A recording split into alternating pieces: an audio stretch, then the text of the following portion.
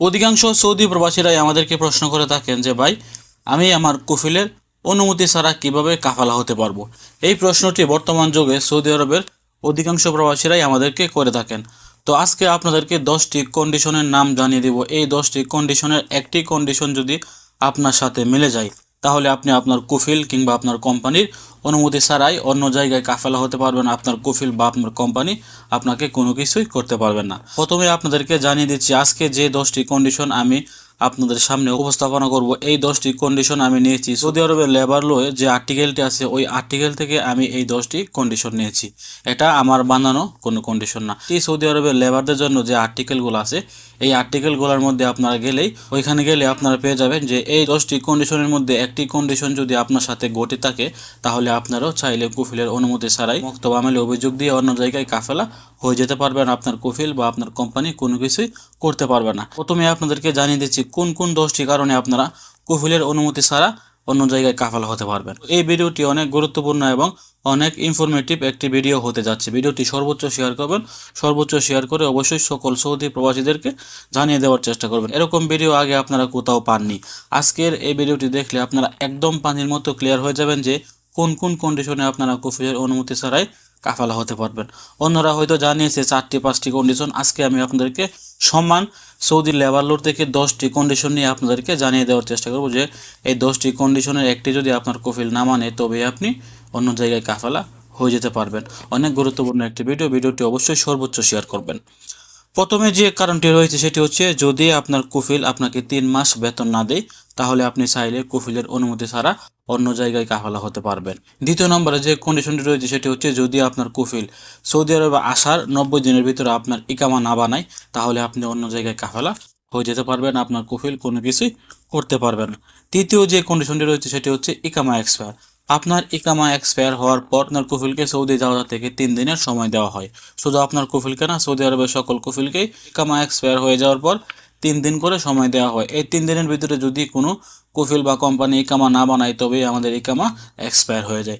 ইকামা expire হওয়ার 3 দিন পরও যদি আপনার কফিল আপনার ইকামা না বানায়, তাহলে আপনি চাইলে অন্য জায়গায় কাফালা হতে পারবেন আপনার কফিলের অনুমতি ছাড়া। তবে মনে রাখতে হবে, আপনার কফিলের সাথে যেন কোনো চুক্তিপত্র না থাকে। 4 নম্বরের যে কন্ডিশনটি রয়েছে সেটি হচ্ছে, আপনি সৌদি আরবে আসার পর আপনার কফিল কিংবা আপনার কফিল যে এজেন্সির মাধ্যমে আপনাকে সৌদি আরবে এনেছে, এই এজেন্সির লোক অথবা আপনার কফিল কেউ এয়ারপোর্টের মধ্যে আপনাকে রিসিভ করতে যায়নি। 15 দিন পার হয়ে গেছে আপনি সৌদি আরবে আসছেন, এখনো পর্যন্ত আপনার কফিল বা আপনি যে এজেন্সির মাধ্যমে সৌদি আরবে আসছেন, এই এজেন্সির কোনো লোক আপনার খবর নেয়নি। সেক্ষেত্রে 15 দিন ওভার হয়ে গেলেও আপনারা চাইলে মক্তব আমেলে অভিযোগ দিয়ে অন্য জায়গায় কাফেলা হয়ে যেতে পারবেন। আজকের 5 নম্বরের যে কন্ডিশনটি রয়েছে সেটা হচ্ছে, আপনার কফিল আপনাকে সৌদি আরবে এনেছে এক কাজের জন্য বা এক কাজের বিষয়ে আপনি সৌদি আরবে এসেছেন, কিন্তু আপনাকে সে এই কাজ না দিয়ে অন্য কাজে পাঠিয়ে দিয়েছেন। এরকম অবস্থায় আপনি মক্তব আমেলে অভিযোগ দিয়ে অন্য জায়গায় কাফেলা হয়ে যেতে পারবেন। 6 নম্বর কন্ডিশনটি হচ্ছে, আপনাকে আপনার কফিল বা আপনার কোম্পানি এরকম কোনো কাজ করায় যে কাজটি করলে আপনার শরীর খারাপ হতে পারে বা এই কাজটি আপনার জন্য অনেক ডেঞ্জারজনক একটি কাজ। এরকম কোনো কাজ যদি আপনার কফিল আপনাকে করায় যে কাজটি করলে আপনার শারীরিকভাবে ক্ষতি হওয়ার সম্ভাবনা রয়েছে, এরকম কোনো কাজ যদি আপনার কফিল আপনাকে দেয়, তবেও আপনি সৌদি মক্তব আমেলে অভিযোগ দিয়ে অন্য জায়গায় কাফেলা হয়ে যেতে পারবেন। আজকের 7 নম্বরে যে কন্ডিশনটি সেটি হচ্ছে, আপনার কফিল যদি আপনাকে সৌদি আরবে এনে রীতিমতো অত্যাচার করে বা রীতিমতো মারধর করে, তাহলেও আপনি মক্তব আমেলে অভিযোগ দিয়ে অন্য জায়গায় কাফেলা হয়ে যেতে পারবেন। 8 নম্বরে যে কন্ডিশনটি রয়েছে সেটি হচ্ছে, আপনার কফিল যদি আপনাকে মিথ্যা হরফ দেয়। আপনার কফিল যদি আপনাকে মিথ্যা হরফ দেয়, অযথা হরফ দিয়ে থাকে, আপনি আপনার কফিলের কাজ করছেন, তবুও সে আপনাকে হরফ দিয়ে দিয়েছেন, তবে আপনি মক্তব আমেলে গিয়ে আপনার কফিলকে চ্যালেঞ্জ করে অন্য জায়গায় কাফেলা হয়ে যেতে পারবেন। আপনার কফিল কিছুই করতে পারবেন না, কারণ আপনি বর্তমানে আপনার কফিলেরই কাজ করছিলেন, তবুও আপনার কফিল আপনাকে হরফ দিয়ে দিয়েছেন।